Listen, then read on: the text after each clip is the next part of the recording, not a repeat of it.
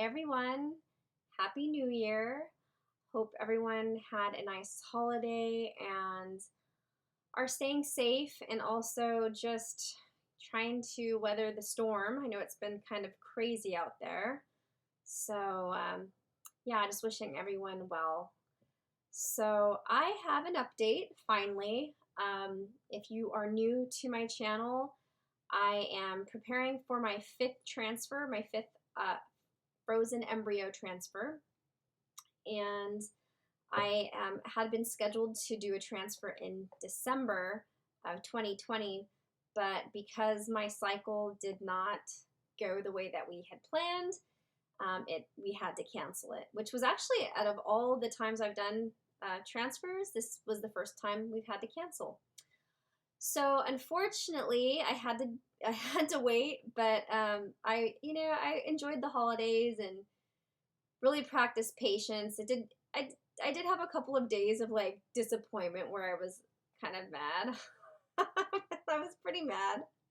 But I mean, it is what it is. So I got through it and enjoyed the holiday and knew it would come. So today I went to my appointment with my doctor and we are scheduling, and it's going to be on my natural cycle with help of some medications, which will be, it's called Femara, or also known as letrozole.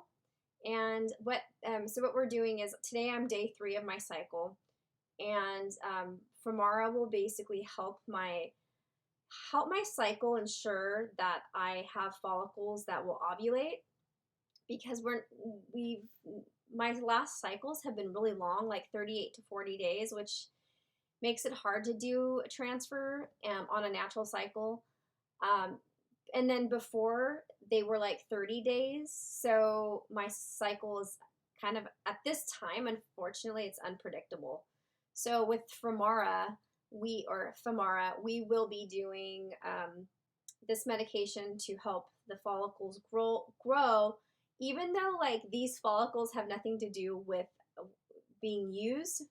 They're just actually, it's supposed to make my brain be receptive for when we do the transfer on my own natural hormones. So once we get to the size of the follicle that is appropriate for to be ready, then we will do a trigger shot, and the trigger shot will then release the egg.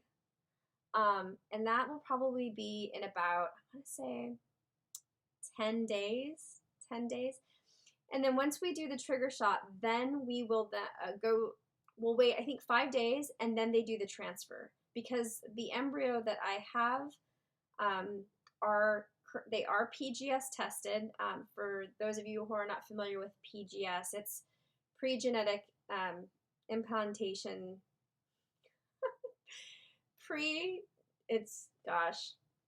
Pre-genetic implantation testing, and that just makes sure that the chromosomes are normal in the embryos, and it gives it a much better chance of working. So we are looking at transferring a genetic tested embryo. Now, I guess the question is, originally my doctor was recommending to transfer 2 normal embryos, PGS normal embryos. That because of my history and because of my miscarriages, he basically is just wanting me to have more of a chance of success. Then I started kind of thinking maybe I should just do 1. And then now I'm back to thinking maybe we should do 2. I personally would be blessed if it were 2. It wouldn't be an issue. I just really want to go with the best recommendation from the doctor and the best chances. So at this point, I'm not sure exactly what will happen with that, but I'm open, and I think I want to talk to him further about that. Because this is kind of a milestone transfer. Like, this is going to be my second transfer with a PGS normal embryo, and so the reality is, if this should have a higher chance of working, like, And plus we're adding on a couple medications. So the first one that I've never done before, and then we're just adding it on because of well, let me tell you what it is. Okay, so Levinox is a blood thinner, and some women who've had recurrent miscarriages, like myself, many of them will do like a blood thinner, like Levinox, and also an immune suppressor, so like prednisone, to help with. So Levinox is for blood flow, for uterine blood flow, in case there's any type of clotting issues. The prednisone is for immune issues. So if somebody has like a lot of inflammatory issues or an actual autoimmune condition, these will help prevent the body from accidentally seeing the embryo as a foreign invader. So for me, it's kind of strange because I've had all this testing done and I've never had anything come up showing that I have any of these conditions. But then again, a lot of these other women who I've heard and read their stories, they also do not have anything come up on the normal testing that is done. So at this point, it's just kind of like we're putting these medications in, adding it in because I don't have anything to lose at this point. Like if anything, it could just be the embryo. It could just be that all the embryos that I've transferred just were not the right one, and it could have nothing to do with any of these medications. But I just, at this point, it would be really hard to have to go through another miscarriage that could have been prevented if we, had these. So we're doing it. We're just going to do what we've seen empirically. Not, it's not completely evidence-based, but it's definitely shown that's helped a lot of women.